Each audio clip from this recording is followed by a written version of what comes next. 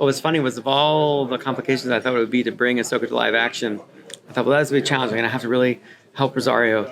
And then I start directing her in the episode The Jedi and Mandalorian, and I'm like, okay, she's got this. So I can worry about all these other things. I can focus on all this because this is going to be good. And I've just felt that way. It really made me confident to do a series. Mr. Filoni, how's it going, man? First of all, I got to thank you because you got my whole family into Star Wars. We watched it chronologically. Oh my gosh. Beginning, we're in Rebels season 4 now. Oh, really? Oh, wow. So seeing those characters on screen, like live action, was tremendous. Oh, cool. And they love Ahsoka. So, question for you is, what's been your favorite part of continuing Ahsoka's journey from Clone Wars to Rebels to Mandalorian to Book of Boba Fett?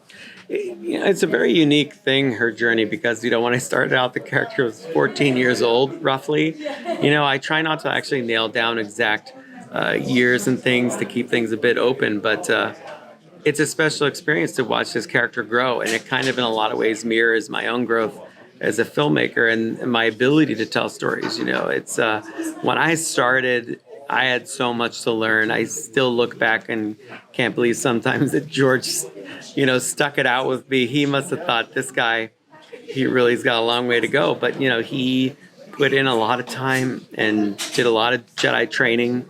And, each episode felt like a paper that was, reviewing how much we were all learning in the animation division. I carried that over when I finally went to live action, but I had to learn, again, the different subtleties and nuances of writing a script for that versus what I do in animation. It's just different. There's a lot of similarities. Virtual production made a lot of similarities, but a big question was, when I do an animation of Ahsoka, I can control so much of the attitude, the posture, the acting, the personality.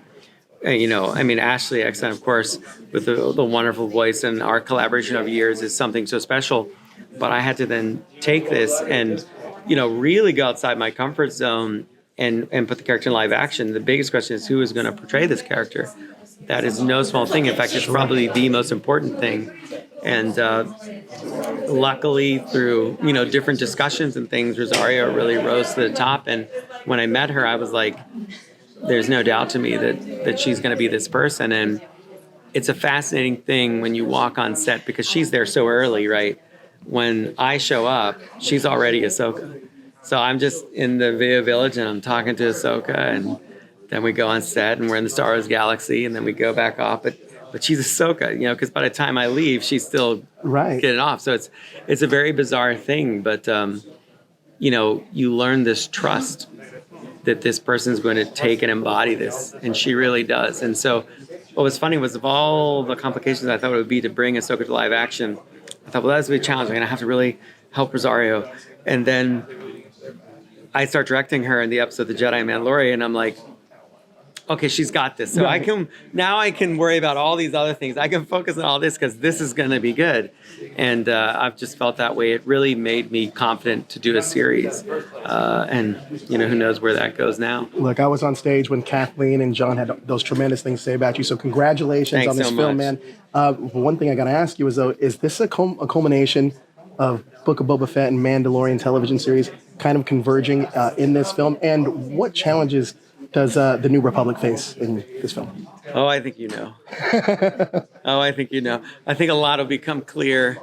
This is day one, and I still have a panel called Ahsoka tomorrow, so there might be some new revelations tomorrow. We'll have to spread this out a little bit, but I think when you're a fan, particularly of my age, and when we grew up, the hunger that we had for anything new after we were kids and Return of the Jedi ended, there's a great group of creatives now working in Star Wars. The truth is, there have always been great creatives throughout the history of the franchise, working, exploring, telling different stories, beyond what people get into all these debates of what's canon, what's not, and sometimes forget just the special nature of telling a good story and creating great characters. Part of the fan debate in the past always used to be what's canon, what's not, because there was George, and we always knew George was the canon. I look at it very broadly and just say there's just a love of Star Wars, because I knew George, I worked with him, and none of us are going to be him. Right. But we love the galaxy he created, and we are very much a product of it, growing up with it. So, we'll see where that what paths that takes me down. If you look at the trailer, there's already some clues, you might say, and I hope it's just going to be fun for everybody. I'm excited to be in a position to tell these stories. So Can't wait for tomorrow. Thank you so thanks much. so much. Take Thank you. care.